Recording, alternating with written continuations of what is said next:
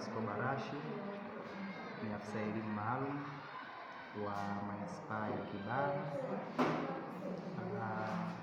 Niko hapa kwa ajili ya utekelezaji wa mafunzo ya ubainishaji wa watoto wenye mahitaji maalum ambayo yanafanyika katika kata 14, na hii imekuwa ni kata ya kwanza kutekeleza mafunzo haya. Kata hii ni kata ya Pangani, wametekeleza mafunzo haya na sasa wanakwenda kwa ajili ya zoezi la kutoa mrejesho. Zaidi ya hapo, tunatarajia ubainishaji wa wanafunzi au watoto wenye mahitaji maalum utafanyika ipasavyo, kwa sababu walimu wamejengewa uwezo juu ya swala zima la utambuzi na ubainishaji wa mtoto mwenye mahitaji maalum aliyopo darasani, lakini pia hata yule aliyopo nyumbani. Hivyo hii ni kusema kwamba hakuna mtoto ambaye ataweza kuachwa nyuma kwa sababu yoyote ile. Kila mtoto ataweza kubainishwa na kupatiwa afua stahiki ambayo imekusudiwa, ikiwemo kufanyiwa uandikishaji, kupewa afua zingine stahiki kama vile za kimtihani, lakini kubwa zaidi ni matazamio yetu kwamba usalama wa mtoto katika ule mchakato wa shule salama utaimarika zaidi. Kata ya Pangani. Kata ya Pangani ina jumla ya shule za msingi 13. Katika shule hizo za msingi 13, shule 6 ni shule za serikali na shule 7 ni shule za binafsi. Na shule za sekondari 3, shule 2 ni za serikali na shule 1 ni ya binafsi. Katika mafunzo haya tumewajumuisha walimu wa shule za msingi, ambapo katika mafunzo haya wamepata namna ya kubaini watoto wenye mahitaji maalum.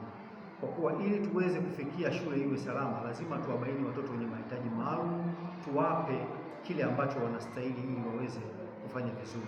Na baada ya mafunzo haya tutaendelea kufanya ufuatiliaji katika kila shule, ni namna gani wametekeleza, namna gani wamebaini, namna gani treat wale watoto, ni changamoto gani wanazipata, na hatimaye kufikia hatua shule ikawa salama. Mwezeshaji wa mafunzo ya leo umetokea kata ya Pangani, shule ya msingi Kibibi. Lengo la mafunzo ya leo ni kuwawezesha walimu ili waweze kubaini watoto wenye mahitaji maalum pamoja na kujua namna ya kufuatia afua stahiki zao. Tunafurahia masomo na nafasi. Mwalimu kiongozi shule ya awali na msingi mtakuja. Tulikuwa leo kwenye mafunzo kwa ajili ya ubainishaji wanafunzi wenye mahitaji maalum. Tumepata namna ya kuwabaini hao watoto, namna ya kuwasaidia na namna ya kuweza kuwafanya waweze kujifunza kwenye mazingira rafiki. Lakini tumejifunza usonji, tumejifunza sonona, tumeona watoto wenye uziwi, watoto wenye albino, namna ya kukutana na vikwazo kwenye kujifunza, lakini tumepata mbinu na namna ya kwenda kuwasaidia kujifunza.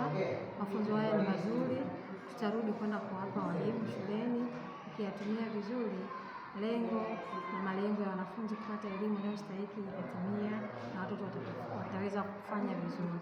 Nashukuru sana, nashukuru uongozi wa kata na maandalizi haya.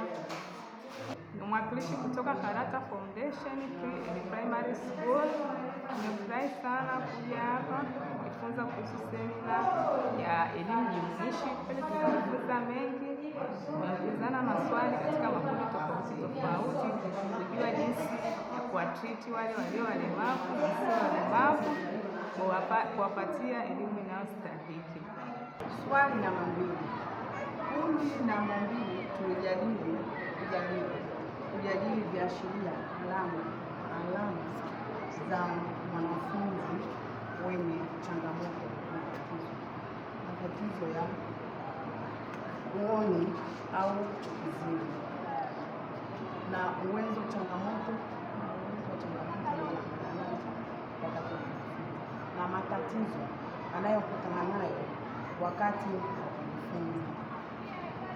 Mwanafunzi mwenye changamoto za uoni, alama zake: 1. Kufinyafinya macho yake. 2.